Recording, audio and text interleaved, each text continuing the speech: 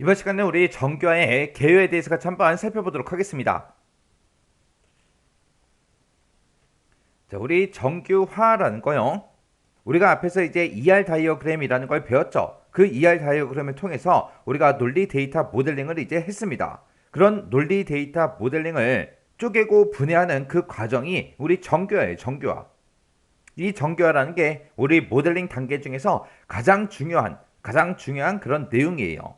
또 우리가 이제 앞서서 이제 조인이라는 걸 배웠죠. 그 조인이라는 거는 여러 개 테이블에 들어있는 그런 데이터들을 우리가 하나로 합치는 게 이제 조인이었죠. 그럼 이번에 배울 이 정교화라는 거는 이제 합쳐져 있는 그 큰 테이블을 딱 보니까 그 테이블에 이제 여러 가지 중복된 데이터도 막 들어있고 문제점들이 이제 많아요.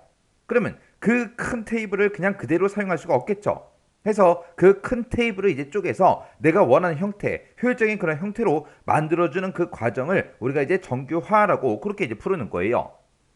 해서 우리가 이제 테이블을 이제 쪼개고 분해하는 그 과정이 이제 정교화라 그랬는데, 그때 내 마음대로 내가 쪼개고 싶은 대로 막 쪼개는 게 아니라 우리는 함수적 그런 종속의 특징에 의해서 테이블을 이제 분해를 합니다. 분해를 해서 데이터의 이제 중복성을 최소화하고 일관성을 이제 보장해서 데이터베이스의 이제 품질을 보장하고 성능을 이제 향상시키기 위해서 우리가 수행하는 게 정교화라는 겁니다. 그래서 이 정교화라는 거는 함수적 종속성 등의 여러 가지 이제 종속성 그 이론을 이용해서 잘못 설계된 그런 관계형 스키마를 더 작은 속성의 세트로 이제 쪼개서 바람직한 그런 스키마로 만들어가는 그런 과정을 보고 우리는 정교화라고 합니다.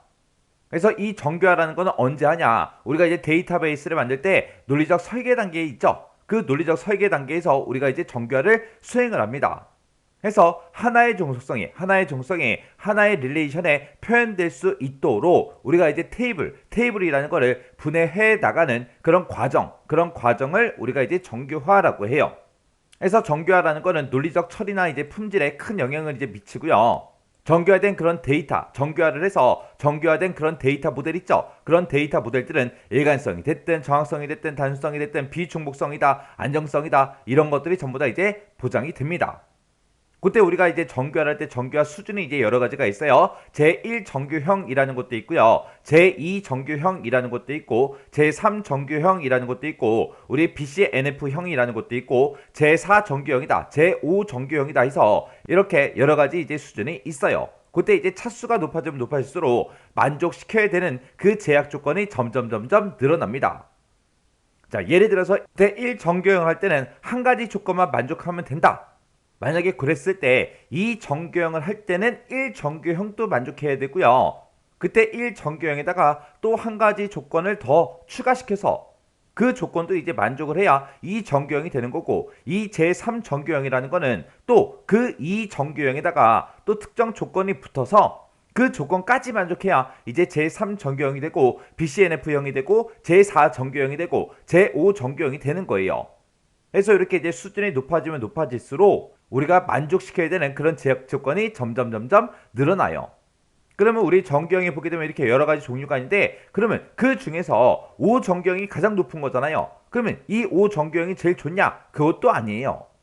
우리가 이제 정교화를 했을 때 그 정교화 수준이 높으면 높을수록 유연한 데이터 구축이 가능하고요. 데이터의 이제 정확성도 높아져요. 근데 테이블을 너무 많이 막 쪼개놓다 보니까 테이블의 개수가 너무 많아져요. 너무 많아지니까 그때 이제 물리적으로 우리가 접근할 때 점점 복잡해지고요. 그리고 여러 개 테이블의 데이터가 쫙 이제 흩어져 있기 때문에 그런 것들을 이제 내가 모아서 이제 조인을 시켜서 내가 써야 되는데, 그때 너무 많은 조인으로 인해서 오히려 조회 성능이 저하가 될 수도 있습니다. 그래서 우리 정규화라는 거는 잘못 설계된 그런 관계형 스키마를 더 작은 속성의 세트로 이제 쪼개서 바람직한 그런 스키마로 만들어가는 그런 과정을 보고 우리가 정규화라고 하는데, 그때 이제 내가 테이블을 쪼갤 때 내 마음대로 쪼개는 게 아니라 함수적 종속성, 이런 종속성 이론을 이용해서 우리가 거기에 맞게 이제 쪼개주는 거다. 그게 이제 정교화예요. 그래서 우리 정교화의 개념, 이것도 이제 실제로 시험 문제 나온 적이 있거든요. 정교화에 대한 설명이 다 틀린 것은, 그리고 여기에 개념이 여러 가지가 있다 보니까 틀린 거 찾아라, 맞는 거 찾아라, 그런 식으로 이제 시험 문제 되기가 참 좋겠죠. 그래서 여러 가지가 있다 보니까 우리가 외워야 될 게 많긴 많지만, 그래도 정규화가 뭔지 그 개념은 정확하게 여러분들이 알고 계셔야 돼요. 자, 그러면 요 정규화의 개요 개념 정확하게 잘 이해하시고 지나가시기 바랍니다.